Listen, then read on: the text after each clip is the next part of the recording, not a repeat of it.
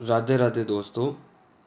BSTC PTT exam 2023 शिक्षण अभिरुचि को MCQ के माध्यम से आपको पढ़ाया जा रहा है कान्हा एजुकेशन चैनल के माध्यम से।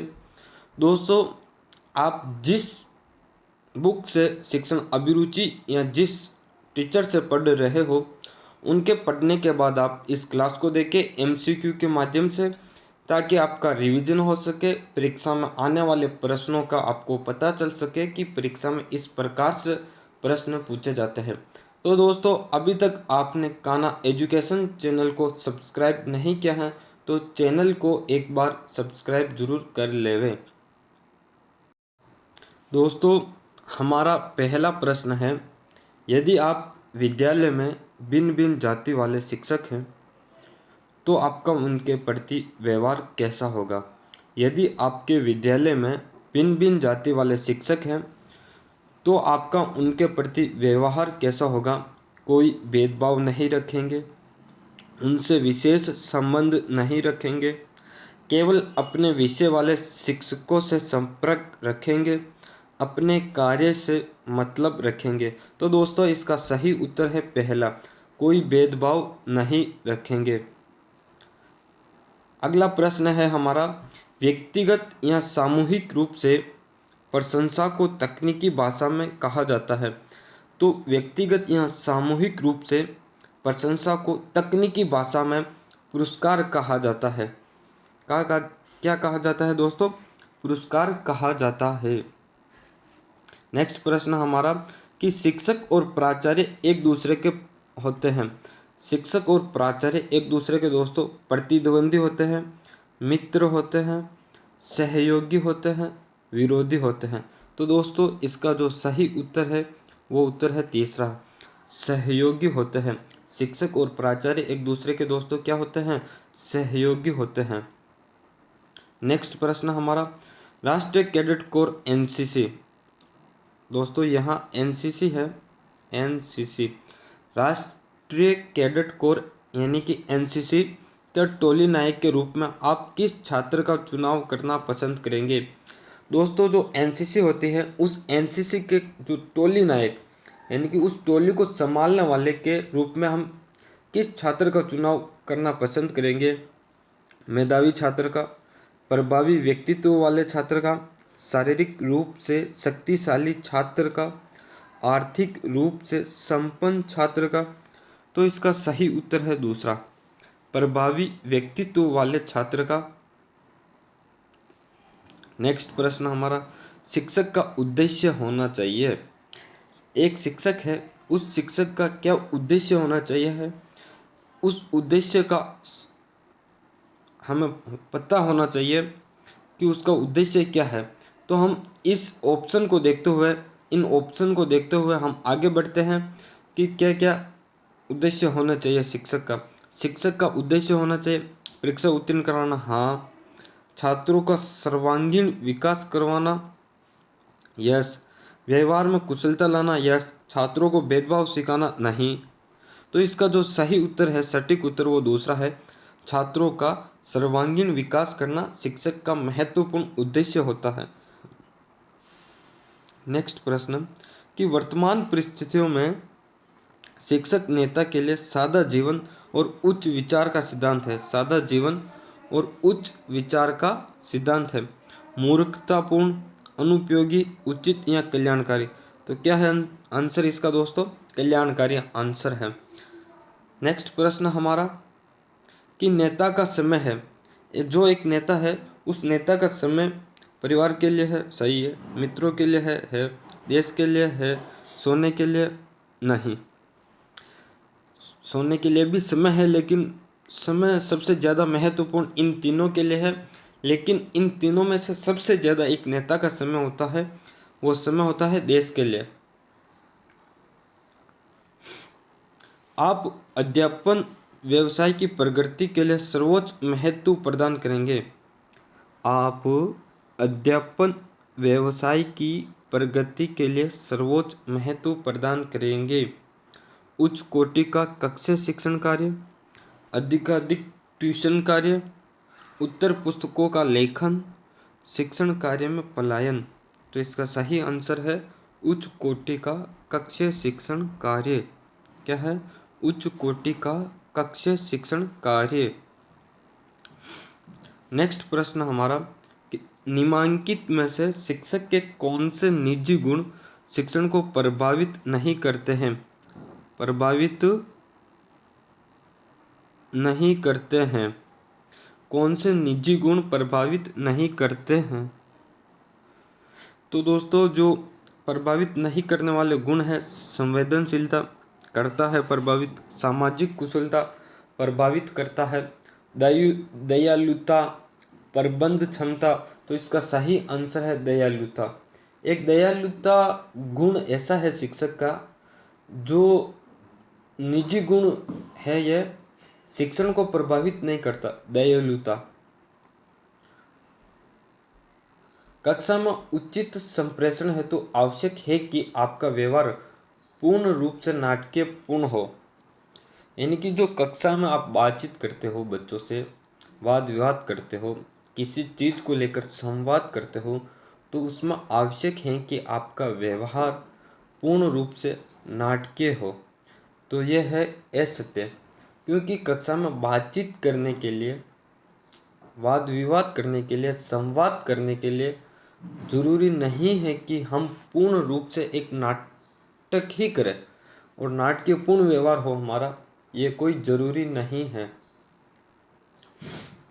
संप्रेषण व्यापक रूप में पशु पक्षियों व मनुष्य के मध्य विद्यमान होता है, केवल मनुष्यों में विद्यमान होता है, प्रकृति में सर्वत्र विद्यमान होता है, प्रकृति व मनुष्य में समान रूप से विद्यमान होता है। दोस्तों, जो संप्रेषण है वो संप्रेषण व्यापक रूप में पशु पक्षियों व मनुष्य के मध्य विद्यमान होता है। नेक्स्ट प्रश्न हमारा, आपके मित्र का पुत्र आपकी कक्षा में पढ़ता है, उसके प्रति आपका व्यवहार होगा। आपका मित्र है, उस मित्र का पुत्र आपकी कक्षा में पढ़ता है, उसके प्रति आपका व्यवहार होगा। दोस्तों, तो जो व्यवहार है वो व्यवहार सामान्य छात्र की भांति की तरह होगा। कैसा होगा? सामान्य छात्र की भांति की तरह ही होगा। जिस प्रकार हम दूसरे बालकों के साथ व्यवहार करेंगे, उसी तरह का व्यवहार हमारे मित्र के पुत्र के साथ करेंगे। नेक्स्ट प्रश्न हमारा, आकस्मिक निरीक्षण पद्धति से गुणात्मक सुधार संभव है। आकस्मिक निरीक्षण पद्धति से गुणात्मक सुधार संभव है क्योंकि इससे शिक्षक व विद्यार्थियों पर रोब डाला जा सकता है। विद्यार्थी सदैव भयभीत बने रहते हैं? नहीं। विद्यार्थियों के अनुशासन, गृह कार्य, अधिगम स्तर पर दृष्टि बनी रहती है। विद्यार्थियों के पारस्परिक सामंजस्य एवं अधिगम स्तर को सुविकसित किया जा सकता है। लेकिन इसका सही आंसर तीसरा है। तीसरा इसलिए है क्योंकि प्रश्न पूछ रहा है कि आकस्मिक यानी अचानक निरीक्षण यानी जांच पद्धति से, अचानक जांच पद्धति से गुणात्मक सुधार संभव है क्योंकि इससे विद्यार्थियों के अनुशासन, गृह कार्य, अधिगम स्तर पर दृष्टि बनी रहती है। नेक्स्ट प्रश्न हमारा, बालक के विकास में योगदान होता है। एक बालक है, उस बालक के विकास में योगदान होता है, अच्छे विद्यालय का होता है, पाठ्य पुस्तकों का भी होता है, धनवान माता पिता का नहीं होता, धनवान माता पिता का नहीं होता है। यदि यहाँ माता पिता का होता तो हम करते। योग्य एवं समर्पित शिक्षकों का होता है, जरूर होता है, योग्य एवं समर्पित शिक्षकों का होता है। धनवान माता पिता का बालक के विकास में योगदान उन बालकों का हो सकता है जो धनवान परिवार के हो, लेकिन हर बालक धनवान नहीं होता है और हर बालक के माता पिता भी धनवान नहीं होते हैं। इसलिए यहाँ धनवान ना होता, सिर्फ माता पिता का होता, तो हम इसको भी मानते हैं कि ये भी सही है। नेक्स्ट प्रश्न हमारा, उत्तम नेता के गुणों के विकास के लिए सबसे प्रमुख माध्यम है एक नेता होता है, उस नेता के अंदर उत्तम गुणों का विकास करने के लिए सबसे प्रमुख माध्यम है। तो सबसे प्रमुख जो माध्यम है वो माध्यम है स्कूल, क्योंकि स्कूल के अंदर एनसीसी कैंप होता है, स्काउट कैंप होता है और भी अनेक प्रकार के कार्य होते हैं, अनेक प्रकार की गतिविधियाँ होती है। उन गतिविधियों के अंदर उनका संचालन करना होता है। इन संचालन करने से एक बालक के अंदर वो जो गुण विकसित होते हैं वो गुण एक नेता के रूप में विकसित होते हैं। इसलिए जो सबसे प्रमुख माध्यम है वो स्कूल है। नेक्स्ट प्रश्न हमारा, शिक्षक के लिए विद्यार्थी का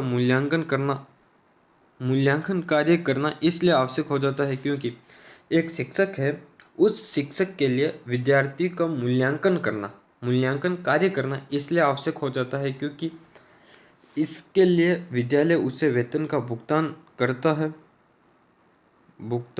करता है। यह सरकार के सेवा निर्देशों में उल्लिखित होता है। इससे विद्यार्थी की अधिगम क्षमता का ज्ञान होता रहता है। अधिगम क्षमता एवं उपचारात्मक स्थिति दोनों में सामंजस्य बना रहता है। तो इसका राइट आंसर है दोस्तों चौथा। शिक्षक के लिए विद्यार्थी का मूल्यांकन कार्य करना आवश्यक इसलिए है क्योंकि एक बालक की जो अधिगम क्षमता यानी कि सीखने की जो क्षमता है और जो उपचारात्मक स्थिति यानी कि जो सीखने की क्षमता के साथ साथ बालक में जो उपचार किया जाता है, कोई चीज़ सीखने में नहीं आ रही है और उसमें कोई समस्या है तो उसका समाधान किया जाता है। तो इन दोनों की स्थिति के अंदर जो सामंजस्य बना रहता है वही शिक्षक के लिए आवश्यक हो जाता है मूल्यांकन कार्य करने के लिए। नेक्स्ट प्रश्न हमारा, बालक के समाजीकरण का उद्देश्य होता है। बालक के समाजीकरण का उद्देश्य होता है व्यक्तिगत व सामाजिक समायोजन में वृद्धि करना, बालक की अभिवृत्तियों, पसंदों तथा विश्वासों का विकास करना, एक सामाजिक समूह के प्रतिमानों को विकसित करना, समूह मानकों को ग्रहण करने योग्य बनाना।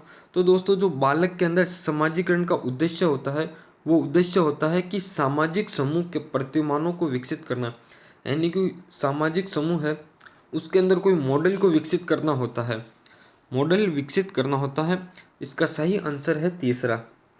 दोस्तों अभी तक आपने चैनल को सब्सक्राइब नहीं किया है तो चैनल को सब्सक्राइब जरूर करें। यदि आपको क्लास पसंद आई हो तो लाइक करें और कमेंट भी करें।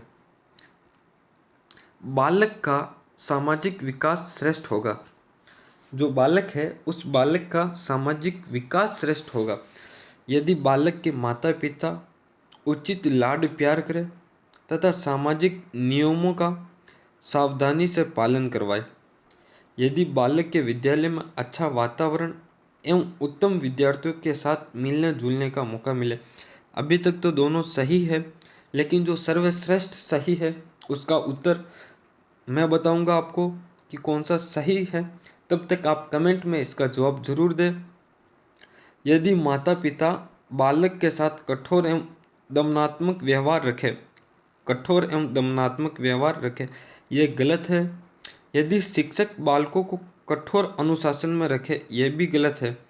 तो इसका जो सही आंसर है दोस्तों वो सही आंसर है पहला, कि एक बालक है और उसके बालक के माता पिता उचित लाड प्यार करें तथा सामाजिक यानी कि जो समाज के नियम हैं उन नियमों का सावधानी से पालन करवाए, तो बालक के अंदर एक सामाजिक विकास जो है वो श्रेष्ठ होगा। हमारा नेक्स्ट प्रश्न, यदि बालक का सामाजिकरण न हो तो वह कैसा होगा। एक बालक है, उस बालक के अंदर समाजीकरण यानी कि जो समाज के प्रति जो भी व्यवहार है, जो भी सामाजिक गुण है वो यदि उसमें न हो तो वह बालक कैसा होगा। तो बालक सामाजिक ना होगा तो पता है कि बालक क्या होगा, कुसामाजिक होगा। तो इसका जो सही आंसर है वो सही आंसर चौथा है, यानी कि सामाजिक ना हो तो कुसामाजिक है। सामाजिक का अर्थ क्या है दोस्तों, समाज प्लस इक होता है, सामाजिक दो शब्दों से बना हुआ है, समाज प्लस इक, यानी कि बालक के अंदर जो समाज के गुण की बात करें तो किसी के साथ दया भाव रखना, किसी से भेदभाव नहीं रखना, सबसे प्रेम से रहना, जरूरत पड़ने पर किसी की मदद करना, यह सामाजिक गुण है। इसी प्रकार यदि बालक में ये गुण ना हो तो वे क्या होगा, कुसामाजिक होगा। दोस्तों आज का और अंतिम प्रश्न कि शिक्षक का प्रमुख कार्य है। शिक्षक का क्या है दोस्तों, प्रमुख कार्य है पाठ्यक्रम समय पर पूरा करवाना। सही बात है, कार्य तो है ही अभी। छात्रों को प्रभावी शिक्षा देना, यह भी है। छात्रों का मार्गदर्शन करना, यह भी है। छात्रों के साथ पक्षपातपूर्ण व्यवहार करना, यह नहीं है। अब इन तीनों में से जो श्रेष्ठ उत्तर है हमारा वो कौन सा है, देखते हैं। तो दोस्तों जो एक शिक्षक है, उस शिक्षक का पहला कार्य, मुख्य कार्य की बात करें तो उसका पहला और मुख्य कार्य यह है कि वो बालकों को अच्छी शिक्षा देवे, बालकों को अच्छी शिक्षा देवे, अच्छा ज्ञान देवे, और जहाँ तहाँ से भी वो ला सके वहाँ से लाकर प्राप्त करके बालकों को देवे, ताकि बालक का विकास हो, बालक के अंदर ज्ञान में वृद्धि हो। तो इसका जो सही उत्तर है दूसरा, छात्रों को प्रभावी शिक्षा देना। हाँ, यदि यहाँ पर प्रभावी शिक्षा नहीं होता तो फिर हमारा उत्तर होता छात्रों का मार्गदर्शन करना। छात्रों का मार्गदर्शन तब किया जाता है जब बालक को प्रभावी शिक्षा दी जाती है।